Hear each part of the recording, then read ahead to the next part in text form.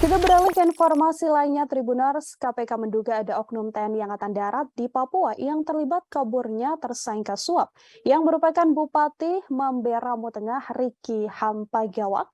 Riki telah menjadi buronan sejak 15 Juli setelah melarikan diri saat hendak dijemput paksa penyidik KPK.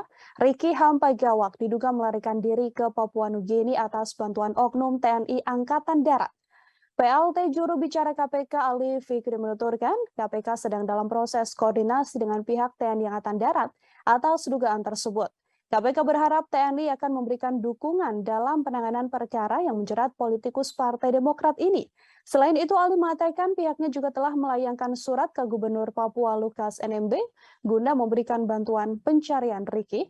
Meski begitu, Ali Fikri enggan membeberkan atau mengungkap identitas baik itu jabatan dan juga jumlah oknum anggota TNI Angkatan Darat yang diduga telah membantu kaburnya Riki. KPK mengimbau Riki bersikap kooperatif untuk menyerahkan diri. KPK juga mengingatkan pihak-pihak yang membantu Riki kabur bisa dijerat pidana. Jangan lupa subscribe, share, komen, dan like ya.